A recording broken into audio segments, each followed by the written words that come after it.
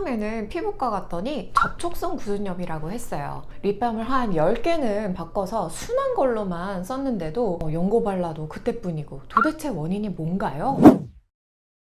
안녕하세요. 아토피를 이겨낸 한의사 청한의원 대표원장 이문교입니다. 구순염 때문에 진료를 받으러 오시는 분들께서 공통적으로 하시는 질문으로 오늘 영상을 시작해봤습니다. 이 영상을 보고 계신 분들 또한 이 피부과, 저 피부과 다 다녀보고 립밤이나 립스틱 이런 것도 좋다는 거, 순하다는 걸로 계속 바꿔보고 피부에 좋다는 영양제 챙겨도 먹어보고 피부 촉촉하게 만들려고 물도 잘 챙겨 마셔보고 정말 피부에 좋다는 건 다 해보고 있지만 잘 낫지 않아서 굉장히 답답하고 절망스러운 마음이실 것 같아요. 저도 10년 동안 아토피 때문에 고생을 했고 고생하는 그 기간 동안 막 잘 맞는 화장품 아니면 립밤 이런 걸 찾는 걸 굉장히 힘들어했던 기억이 있기 때문에 최대한 올바른 정보를 잘 전달해 드려서 여러분의 구순염이 하루라도 빨리 좋아졌으면 하는 마음입니다. 오늘은 어떤 이유로 구순염이 오래도록 잘 낫지 않는지 도대체 문제의 원인이 뭔지에 대해서 말씀을 드리려고 합니다. 립글로즈나 립스틱 이런 립 제품을 10개 이상 바꿔봐도 구순염이 안 나왔던 분들은 딱 5분만 집중해 보시면 좋을 것 같아요.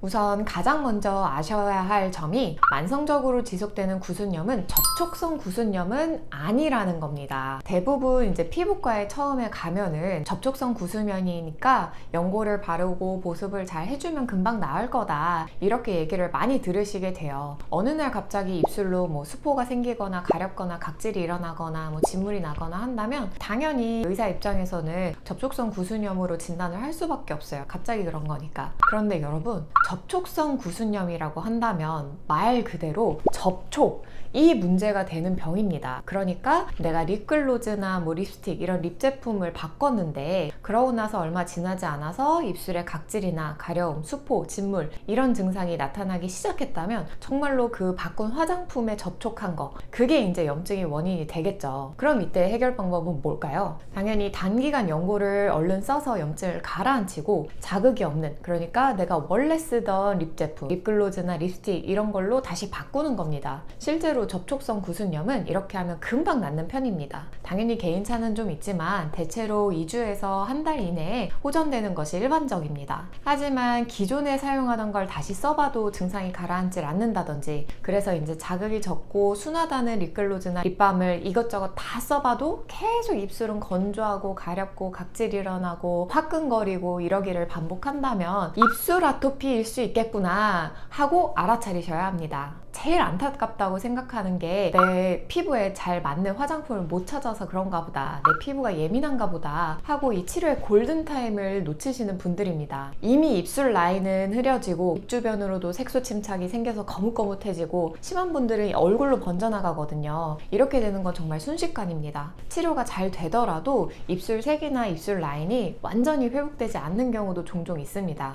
제발 이런 경우라고 한다면 더 이상 내 피부가 예민한 탓 아니면은 아직 잘 맞는 화장품을 찾지 못한 탓 하는 것을 제발 멈추시고 입술 아토피의 가능성을 좀 열어두고 치료 방향을 좀 다시 살펴보셨으면 좋겠습니다.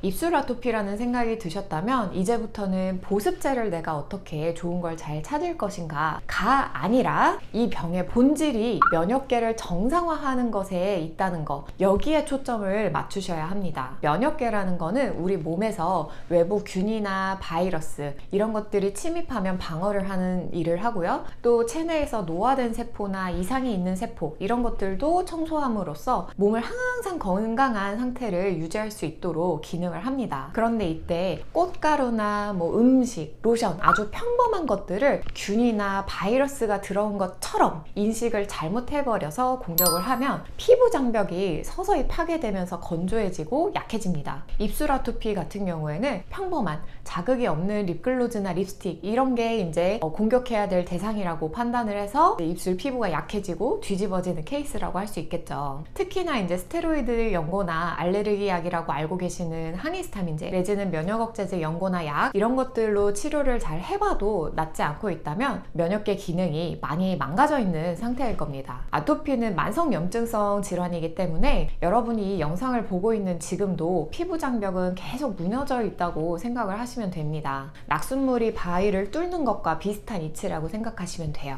처음에 물이 한두 방울 떨어질 때는 바위에 티가 나나요? 절대 안 나죠. 하지만 시간이 지나면 점점 돌에 홈이 생기고 구멍이 뚫리죠. 그것처럼 면역계가 처음 기능이 떨어지기 시작할 때는 티가 나지 않습니다. 피부로는 아무 변화가 없어요. 이미 망가질 대로 망가지고 나서야 그제서야 피부가 피부로 드러나는 경우가 많기 때문에 입술로 드러나는 경우가 많기 때문에 당장의 피부 상태, 입술 상태만 살펴봐서는 절대 이 질환을 치료할 수 없습니다.